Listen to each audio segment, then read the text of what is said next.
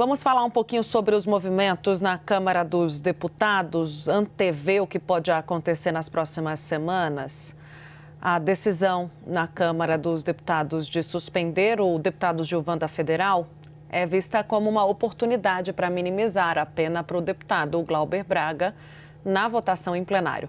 A mesa diretora da Câmara foi provocada a se manifestar pela Corregedoria da Casa após Gilvan se referir à ministra das Relações Institucionais, Gleisi Hoffmann, também deputada licenciada, com palavras consideradas ofensivas e difamatórias. A reprimenda em Gilvan e a baliza sobre a pena de Braga foram assuntos da última reunião de líderes na quarta-feira. Fontes relataram à CNN que há entre as representações queixa do pouco uso de medidas alternativas à cassação. Para deputados, a mesa diretora deve agir com maior frequência, sem esperar necessariamente o processo do Conselho de Ética. A CNN já havia mapeado o movimento de aliados de Glauber Braga para reverter a perda do mandato em plenário, o que poderia ser feito por meio de emenda ou de um novo relator.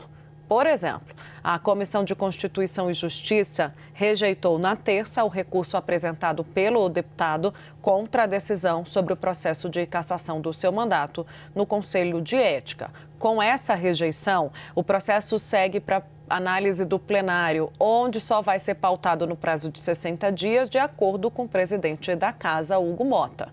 Para a cassação ser aprovada, são necessários ao menos 257 votos. O último caso de cassação aprovado em plenário foi o da deputada Flor de Lis, então deputada pelo PSD do Rio de Janeiro, em 2021, acusada do assassinato do próprio marido. Vitor Irajá, vem para cá. Há uma luz no fim do túnel para Glauber Braga, me disseram. Olha, isso chegou a ser abordado ali na comissão, inclusive líderes de centro trouxeram o assunto à baila, junto ao presidente da Câmara, Hugo Mota, e fazendo esse paralelo. Bom, já que vai haver uma reprimenda, a suspensão para o deputado Gilvan, ele que fez insinuações e usou palavras de baixo calão contra a ministra das Relações Institucionais, foi lá. O presidente da Câmara instado a se posicionar sobre o assunto, a Corregedoria provocou a mesa, decidiram por essa suspensão e aí os líderes disseram, já que vai haver uma suspensão para o Gilvan, então por que a gente não começa a discutir uma modulação da pena prevista para o Glauber Braga em plenário? Vitor Irajá, dá para dizer assim, eu falei luz no fim do túnel porque comecei a entender que pode ter o apoio de algumas lideranças de centro, mas lembrando, né, que a cassação do Glauber Braga esbarra num personagem muito forte ainda e com ascendência sobre os demais deputados, sobretudo do Centrão, que é Arthur Lira.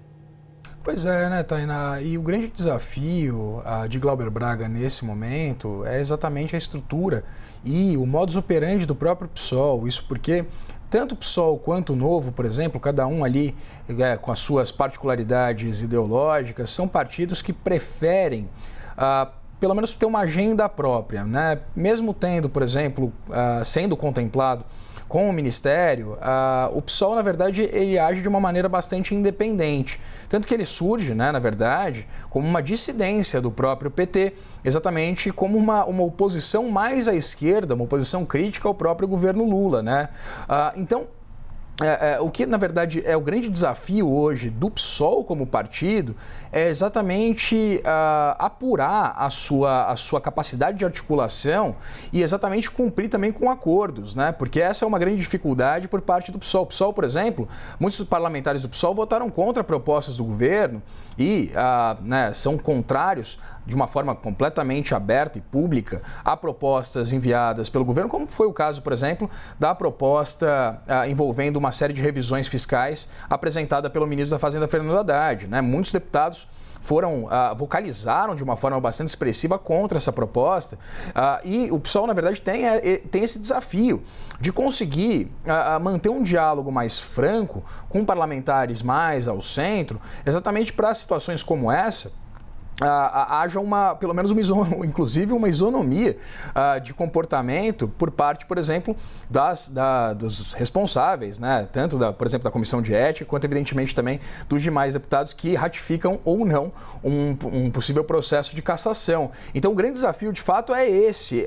A partir dessa postura mais belicosa, você conseguir construir, o partido conseguir construir algum tipo de trânsito e diálogo com parlamentares num momento de extrema necessidade, mesmo sem um capital para oferecer qualquer tipo de coisa que seja interessante para esses parlamentares, como também, baseando-se nesse retrospecto, cumprir com acordos futuros. Ou seja, é mais um exercício de profissionalização da política que o PSOL precisa passar do que, nesse momento agora, trabalhar de uma forma mais ostensiva com essa perspectiva de futuro. Então é um desafio significativo. A gente acompanhou essa estratégia por parte de Glauber Braga aqui do ponto de vista de publicidade. Deu bastante certo, né, da questão da greve de fome feita pelo deputado.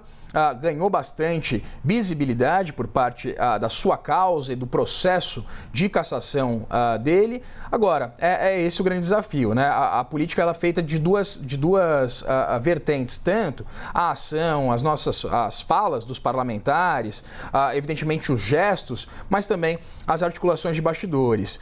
Se o PSOL é muito competente de um lado, que é de fato fazer barulho, os posicionamentos públicos, né, os posicionamentos políticos, as falas, por outro lado, precisa desenvolver exatamente essa construção e esse diálogo com os demais parlamentares.